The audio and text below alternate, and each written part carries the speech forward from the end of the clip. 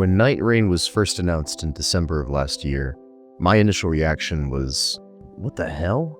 FromSoft is making a battle royale? Trend chasing has never been FromSoft's style, and the idea that they would make some derivative cash grab Fortnite clone seemed baffling.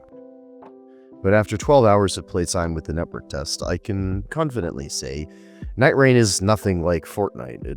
It's immediately apparent that this is the case, but I understand why the comparison keeps being made. There is just enough of the Battle Royale DNA to make you think about games like Warzone and Fortnite. Night Reign is only vaguely reminiscent of them, though. There are similarities, but they're only on the surface. Yes, Night Reign has stuff like a large map full of loot and an environmental hazard that limits the available playing area, but Night Reign is still fundamentally a Souls-like. It just borrows some of those Battle Royale mechanics in service of optimizing Elden Ring's formula into something less imposing. In an interview, game director Junya Ishizaki revealed that the primary game design goal was to condense the entire Souls-like formula, taking the exploration, boss fights, leveling, and RPG mechanics, and streamlining them into something more easily digestible. This isn't supposed to be a straight-up Souls game, but a remix of the existing experience. An attempt to take all of the fundamentals of what constitutes a Souls-like and distill it into a 40-minute gaming session that still leaves you with the same feeling as playing 120 hours of Elden Ring. Just like other Souls games, the main source of fun comes from overcoming that trademark FromSoft difficulty. Enemies can still kill you in 1 or 2 hits, and the typical pressure that FromSoft exerts to force you to get good is just as strong as it's ever been, but there is the additional layer of knowing that if you aren't spending your time wisely, you're just waiting to die to a boss that will likely end up being too challenging for you and your party. There's a fairly interesting push and pull between the difficulty of the world contrasted with the power of having 2 more people to help with that difficulty. And this is probably where there's going to be the widest gap in reception to Night Reign. If you have friends to play with, I think Night Reign has the ability to transcend the typical Souls-like experience in a way that we haven't seen before. When you're closely working with your team, quickly dispatching enemies and bosses, the game feels incredible as you master the world around you despite its inherent danger. Crucible Knights, Misbegotten, Flame Chariots, Dragons, even Morgott are easily defeated, especially when you learn to take full advantage of each class's abilities and strengths. Cooperating has always allowed players to trade aggro on bosses, but adding the ability to revive mid-fight is a genius addition that levels the playing field or even tilts it in favor of the players, as long as these tools are properly utilized. But I think you have to consider the much more likely experience that players who have to use matchmaking will have.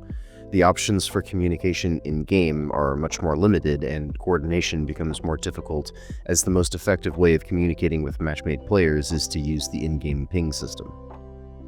As far as I can tell, there isn't voice chat available, so communicating mid-fight is basically impossible, and the size of the map means that if your party splits up, they may not ever make it back together. I played plenty of matches during the network test that ended with party members that would go off on their own and die and then leave the game out of frustration. Because the game is designed around 3 players cooperating, there can be a significant amount of friction when that cooperation doesn't happen. To add to some of this friction, the addition of classes may very well be the single largest departure from the formula. An important aspect of Souls games was not being tied to your starting class. It's an important choice, certainly, but you could always take a character that starts as a sorcerer and then level them up to end up as a cleric or a paladin. There was always a remarkable amount of freedom with respect to changing the core archetype of how your character plays. And while I don't think Night Reign tampers with that idea too much, there are certain defining aspects of each class that, on the one hand, help to distinguish the various classes from each other, but on the other, narrows the amount of viable gameplay options. Each class has predetermined weight classes, abilities, and dodge types, something that does feel at odds with the design philosophy of previous games, which generally emphasized player choice and freedom. Personally, I didn't struggle with this, and the upside of having classes and abilities and how that streamlined some of the build crafting was worth the downside of restricting player choice a little bit. Especially because weapons no longer have stat requirements, it's much easier to swap between different weapon types in the middle of a match. Additionally, the 4 different classes were very distinct, offering unique ways to approach the combat that felt in sync with the variety of playstyles available in Elden Ring. Knowing that 4 more classes will be available on release just further underscores that Nightreign still retains the vast potential for varied playstyles, but the class system unavoidably means there is less freedom in changing between those playstyles. It was a smart decision that Ishizaki has focused a lot on streamlining when he's spoken to the press about Nightreign.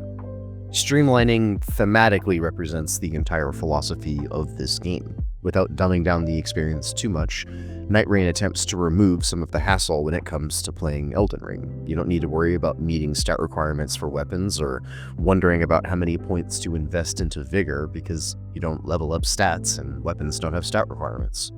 Nightreign utilizes an all-in-one system that has your vigor, mana, attributes, and even what rarity of weapons you can equip tied to your character level, so improving your stats is as simple as increasing that level.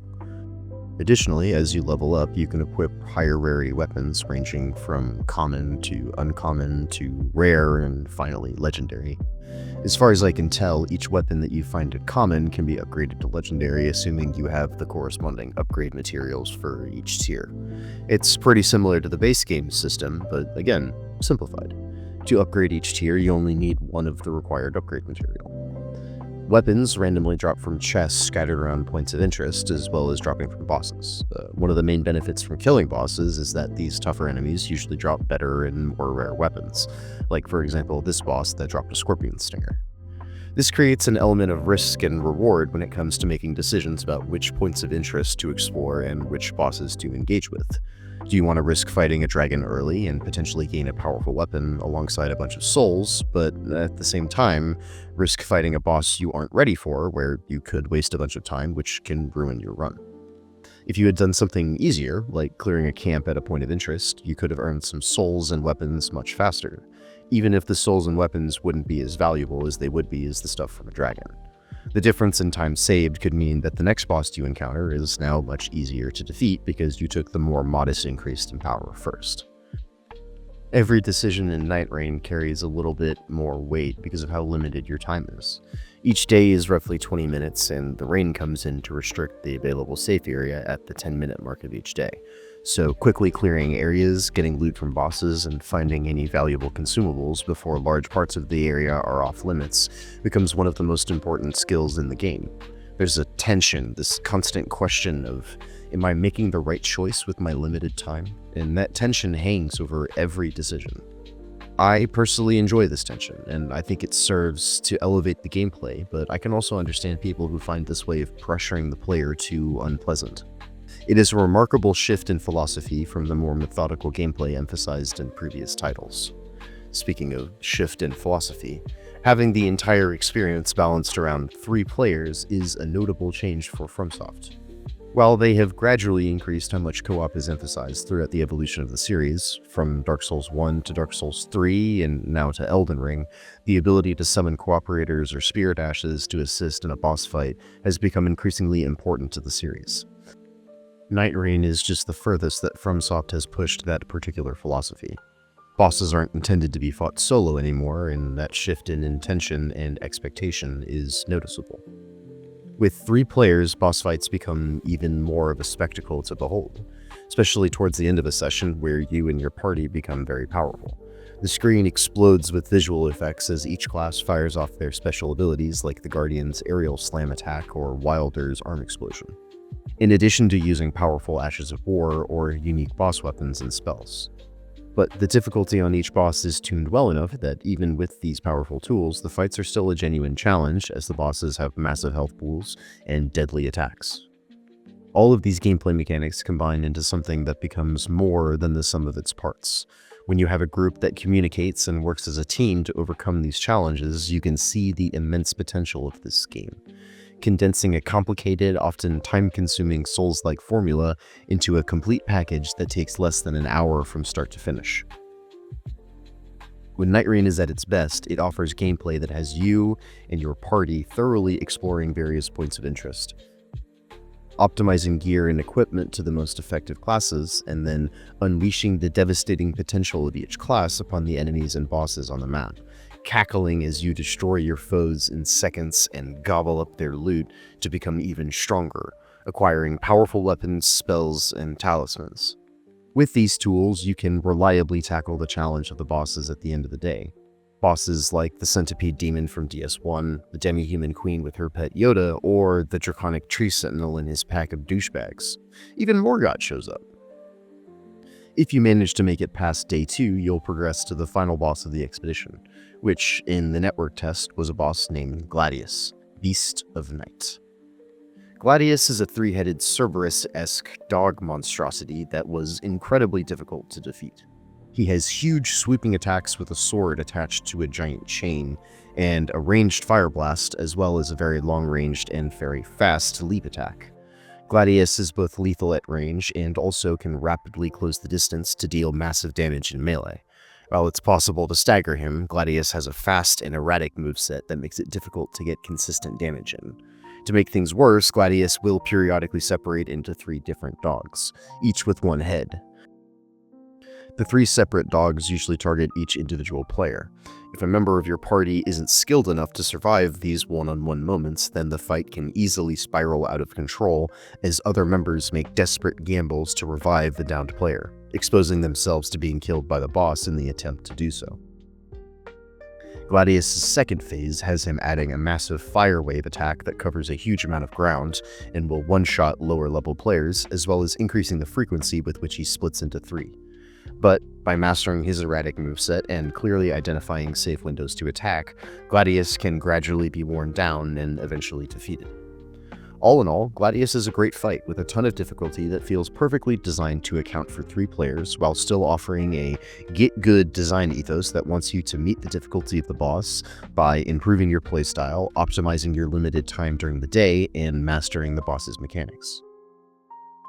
The network test was a fascinating window into a game that I didn't know what to expect from. Nightreign straddles a lot of different game genres. It's a soulslike with battle royale trappings and a roguelite garnish. It's a weird combination that in some ways defies a single category. It's still fundamentally a soulslike, but the things Nightreign wants you to get good at are not exactly the same things that Elden Ring or Dark Souls want you to get good at. I think some people will really bounce off that change in emphasis and struggle to find enjoyment in this game, but for me, Nightreign offers a fresh take on a formula that I've come to really enjoy, and I'm excited to see what's in store when the game releases in May. Thanks for watching the video. If you enjoyed the content, dropping a like and a comment would be greatly appreciated. It helps to promote my videos more in the algorithm. If you'd like to see more, subscribe. I've got more videos on the way.